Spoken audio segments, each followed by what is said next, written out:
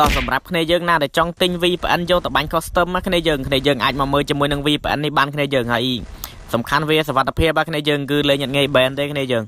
យកទៅបាញ់ custom ដាក់លុយដាក់អីដល់ជាតិហ្មងគ្នាយើងហើយបើគ្នាយើងអត់ចេះទិញទេចាំខ្ញុំបរៀនគ្នាយើងទិញនៅក្នុងវីដេអូមួយនេះគ្នាយើងចង់ឆាតមកទិញខ្ញុំផ្ទាល់ក៏បានគ្នាយើងចង់ទិញតាម bot របស់ខ្ញុំក៏បានហើយគ្នាយើងចង់ទិញ file ជំនួយ file អីក៏ខ្ញុំមានដែរគ្នាយើង VPN មួយនេះគ្នាយើងឃើញដៃវាចងងាងមែនគ្នាយើងប៉ុន្តែគ្នាយើងអាចកំងបានគ្នាយើងចង់ដាក់ដៃវែងដូចខ្ញុំក៏បានដាក់ដៃធម្មតាដូចហ្គេមយើងលេងធម្មតាក៏បានដែរគ្នាយើងគឺថាគេអត់ដឹងទេហើយវាមានច្រើនប្រភេទអញ្ចឹងណាគ្នាយើងវាមានអាបាញ់ក្បាលលើកក្បាលគ្នាយើងឧទាហរណ៍ដូចថាយើងលើកបន្តិចទៅត្រូវក្បាលក៏មានដែរហើយ file ជំនួយក្បាល file អីក៏ខ្ញុំមានដែរគ្នាយើងប៉ុន្តែ file ជំនួយក្បាលហ្នឹង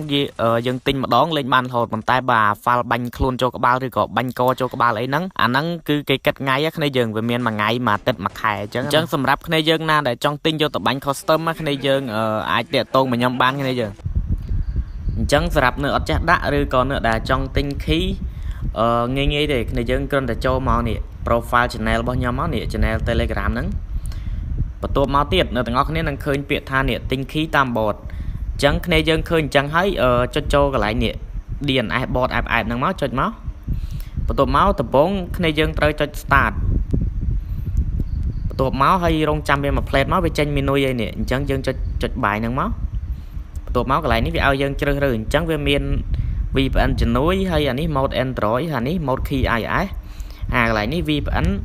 បាញ់ចូលក្បាលអញ្ចឹងយើងយក VPN បាញ់ចូលក្បាលមកបន្ទាប់មកវាជ្រើសរើសកន្លែងតម្លៃនេះកូដមួយថ្ងៃ3រៀលហើយមួយអាទិត្យ10រៀលហើយមួយខែ20រៀលអញ្ចឹងទៅអញ្ចឹងខ្ញុំឧទាហរណ៍ខ្ញុំទិញមួយថ្ងៃមួយ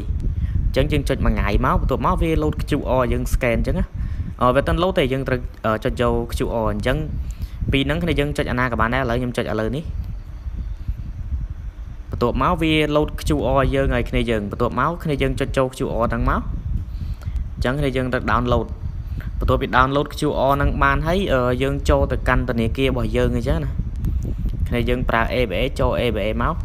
ប៉ុន្តែខ្ញុំ ABA ខ្ញុំភ្លេចលេខកូដហើយខ្ញុំប្រើកង់អាចោសៀមបន្ទាប់មកគ្នាយើងត្រូវ scan ណា QR ដែលយើងបាន down មិញគ្នាយើងបន្ទាប់មកវានឹងវាដាក់តម្លៃយើងស្រាប់គ្នាយើងគឺតម្លៃ$3អញ្ចឹងគ្នាយើងចុចចូលមកហើយបន្ទាប់មកទៀតគ្នាយើង pay លុយគ្នាយើង pay លុយចំនួន$3ហ្នឹងទៅវានឹងចេញឲ្យគ្នាយើងប៉ុន្តែឥឡូវខ្ញុំសុំចាំតិចឥឡូវខ្ញុំ pay លុយរួចហើយគ្នាយើងនៅពេលដែលខ្ញុំ pay ហើយចុចចេញមកគ្នាយើងបន្ទាប់មកយើងចូលទៅកាន់ Telegram របស់ bot មិញមកបន្ទាប់មកវានឹងបាត់ QR នេះគ្នាយើងនឹងឃើញនេះអញ្ចឹងគ្នាយើងនឹងឃើញ key ហ្នឹងហើយអញ្ចឹង key ហ្នឹងគ្នាយើងគួរតែដឹងហើយថាយើងដាក់កន្លែងណាអញ្ចឹងយើងដឹងដាក់កន្លែងណាទេយើងចូល channel Telegram នេះមកនេះយើងចុចចូលអញ្ចឹងមក link អញ្ចឹងគ្នាយើងនឹងឃើញរបៀបដាក់ហើយនេះគឺជាវីដេអូបរៀនដាក់ហើយនេះគឺជា link កន្លែងដាក់ key អញ្ចឹងគ្នាយើងនៅពេលដែលទិញទៅគ្នាយើងអាចមើលតាមការណែនាំវីដេអូនេះបានគ្នាយើងចូលមកនឹងឃើញគ្នាយើងទិញមកគឺមានវីដេអូបរៀនមានអីមកចប់ហ្មងអញ្ចឹងវីដេអូហ្នឹងមានតែប៉ុណ្្នឹងទេគ្នាយើង